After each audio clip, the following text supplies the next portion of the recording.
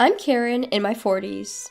I lived with my husband Nick and our daughter Sophia, but my father-in-law, now in his 90s, asked us to move in. Nick has a brother, but he's a traveling worker. His situation is uncertain as to when he'll be able to return home, so the talk turned to us. My in-laws' house is 3 stations away, and we've been helping them with hospital visits, but due to their age, they asked us to move in for emergencies. When my father-in-law consulted us, Nick looked a bit troubled. His mother favored his older brother a lot and used to slander Nick, saying, "Your brother is so smart, why are you such a failure? Your brother will inherit this house, you should find a job and leave." I'm not sure if my father-in-law knew about this, but he said, "Your mom is looking forward to living with you guys too." When Nick consulted with his brother, he seemed relieved and left everything to us, saying, "It would help if you guys could move in." To be honest, I don't like my brother-in-law. He has a son the same age as my daughter Sophia, but he always compares them and looks down on my daughter. During high school entrance exams, despite not much difference, he looked down my daughter for aiming at a high school with a slightly lower score while boasting about his son aiming at a higher one. This happened over the New Year's holiday, just a few months before the exam. In the end, his son didn't get into the school he wanted, but when he decided to go to a private school, he looked down on us saying, "Poor people can only go to public schools, haha." Every time we gathered together for the new year, he boasted, "I'm the eldest son, I'll inherit this house." But now he completely left everything to us. However, since we got my brother-in-law's approval and my father-in-law's eager request, we decided to accept the offer to move in. Originally, we planned to sell the place we were living in once our daughter Sophia starts college and buy a new one for just the 2 of us, my husband Nick and me. But we decided to think of this move as just a year ahead of our schedule. Upon moving in, just as my father-in-law had said, my mother-in-law welcomed our family warmly. She gave the largest room to us, the next largest room to Sophia, and even offered to clean all the areas except for our room herself. When she said, "We'll do our laundry ourselves, but could you please take care of the meals for us?" I was more than happy since I was expecting that I would have to handle everything. Sophia only has 1 more year until college entrance exams. She was a little nervous about the change of environment, but she was relieved to get a decent room. She seemed pleased to be able to use a larger room than before. We decided to pay a few $100s in rent each month and split the cost of utilities and food. The cohabitation started in a much better atmosphere than I had expected. Nick seemed relieved, but after a few months, things started to change slowly. That day was when my mother-in-law was supposed to go to the hospital. Since I didn't know when I would be able to come back, she said, and she asked me to clean and do the laundry. I had just had a day off from my part-time job, so I accepted without thinking. However, when I went to the supermarket for groceries, I happened to see my mother-in-law. She was happily chatting with a friend at a cafe. At that time, I thought it was okay once in a while, but it became not just once in a while after that day. "I have to go to the clinic once a week, and I'll need you to take care of the cleaning and laundry every time." My mother-in-law says this apologetically, but I'm skeptical about whether she's really going to the clinic. She eats 3 meals a day and snacks in between. She is lively every day, sleeps well, and from my point of view, she seems healthy.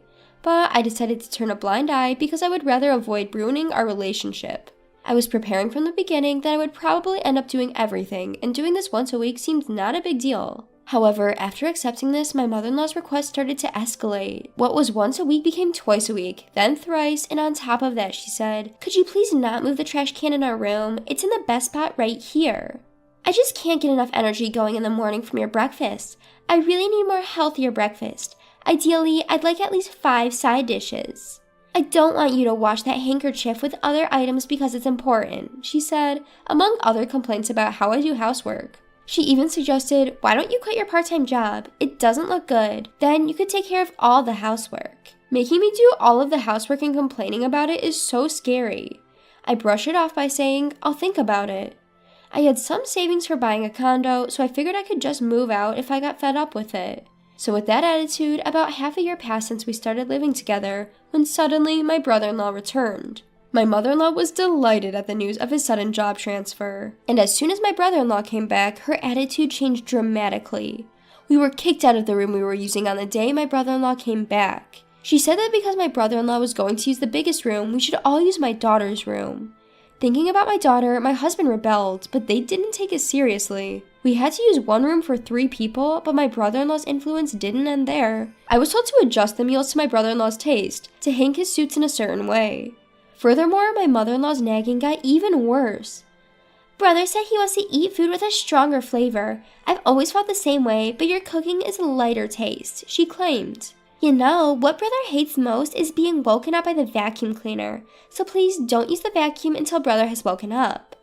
Every time it's always, brother likes this, brother doesn't like that, and it's like they're implying that everything my brother-in-law says is correct, joining in saying, yes, that's right. My daughter-in-law and son won't be coming back. My son will be a university student starting next year. He says he's going to stay at that place until he graduates from high school. When my brother-in-law was saying this, my mother-in-law was nodding in agreement, saying, that's right. Considering he has important exams coming up, it would be pitiful to change his environment. My daughter is in the same situation, isn't she? Despite that, we changed her environment twice, from living alone to a 3-person room, didn't we? Holding back my desire to complain, I quietly carried on with the housework, because I knew that if I complained, it would come back many times over. The last thing I need is for my brother-in-law, who has always looked down on my daughter, to shift his target from me to her. I kept holding back, but I felt like I was quickly reaching my limit. It was the time when I thought I couldn't handle it anymore. My brother-in-law, who had been drinking, started to fight with my husband. As the eldest son, it's natural that I take over this place. When my wife and son come here, we'll take care of both dad and mom. You guys should get out of here quickly. Oh, you can leave right now if you want. Your wife, her cleaning is sloppy and her food is terrible. It's unbearable. Mom's still strong. We don't need your wife for housework. It's tiring to deal with your on-edge daughter too. I'd be so satisfied if you guys could leave now. Actually, we don't need you anymore. I'm the eldest son. Now that I'm back, you guys should leave ASAP. Behind my brother-in-law, who is proudly the eldest son, my mother-in-law agrees with him as usual. Since your brother's wife is coming, we don't need your wife anymore. We only need a grandson, not a granddaughter. You're pitiful having a useless wife who can't cook, clean, or do laundry properly. You've always had a tough time. I actually wanted to live with your brothers. I just reluctantly agreed because your father said so. I never wanted to live with you at all. Inspired by my brother-in-law, my mother-in-law got carried away and began to say even more outrageous things. My husband, who is usually mild-mannered, seemed unable to bear it any longer. Enough, I get it. We should leave, right? We'll leave. Happy now? Stop speaking ill of Karen and Sophia, he shouted. This surprised even me. I had never heard my husband raise his voice in anger before.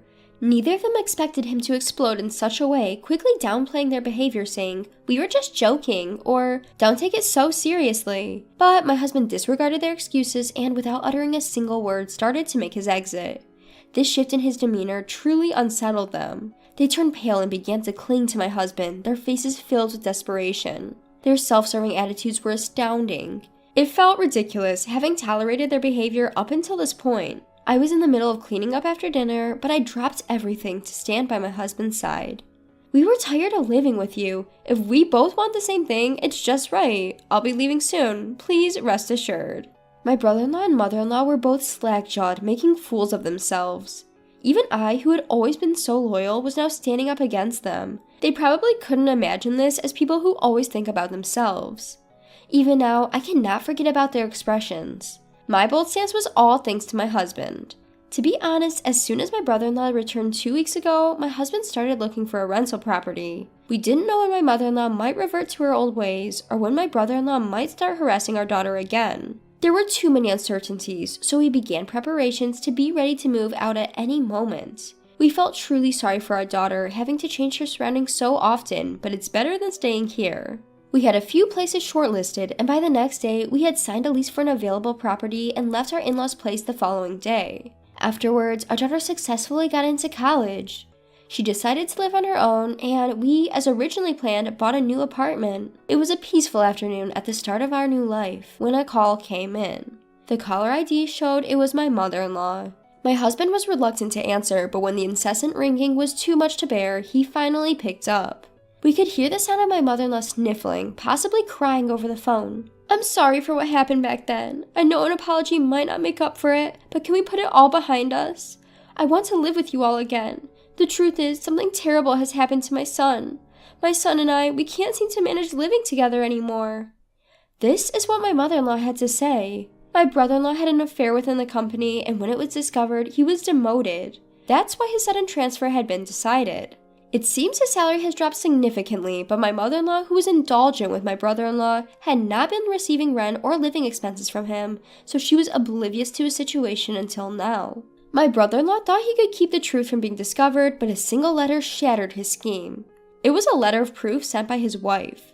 My brother-in-law, under the impression that his affair was not known, had passed off his demotion as a transfer, but his wife knew everything and seemed to have sprung divorce on him as soon as their son started college. On top of the fact that it was already difficult to live on my brother-in-law's income alone, he was saddled with alimony and child support payments, pushing him into a situation where he had no choice but to go into debt. It seems that my mother-in-law wanted to rely on my brother-in-law after she finished using the money left by her husband, but my brother-in-law was demoted and the debt led to a divorce. She won't have anyone to rely on for housework and nursing care. That's why she asked for help. "Can't you at least return my husband to me?" my mother-in-law pleaded with a desperate voice. Yes, my father-in-law is currently living with us. My mother-in-law, who could not oppose to my father-in-law, used to hurl abuse at my husband when my father-in-law was not present. And when she would complain about me, she always made sure that my father-in-law was not around. However, once my brother-in-law moved back, she seemed to think it was okay if my brother-in-law was there, and she started complaining in front of my father-in-law as well. When my husband confessed to my father-in-law about my mother-in-law's past abusive behavior, my father-in-law, who had not known about it, apologized to my husband. "I'm sorry I didn't realize it sooner." And then I went ahead and suggested we all live together. Just do whatever you guys want. Those were my father-in-law's words, but my husband seemed to be worried about leaving him with my mother-in-law and brother-in-law. That's when I suggested that my father-in-law should move in with us. And so we ended up living together in the new house. Although my father-in-law was quite taken aback by my mother-in-law's behavior, he left her a decent amount of money, probably because of their long history together. Well, if he continued that life, he would have had it for a year. "Dad says he wants to live with us. We no longer intend to live with you, Mom, so don't start asking us for favors now." My husband quietly stated that and then hung up the phone. I would have liked him to say more, but given the significant damage already done, I decided it was good enough. According to what we later heard from my father-in-law, my mother-in-law apparently started working part-time at a convenience store despite her old age. As for my brother-in-law, he was unable to repay his debts with just his regular job and seemed to be working extra hours, even during the night and on his days off, sparing little time for sleep. They seemed to be enjoying their life of debt together. On the other hand, thanks to my father-in-law contributing half of the cost to our apartment, we have plenty of breathing room in our lifestyle. We are planning a trip with him to our daughter's place during the upcoming long weekend. We're looking forward to staying in a luxury hotel and seeing our daughter again after a long time.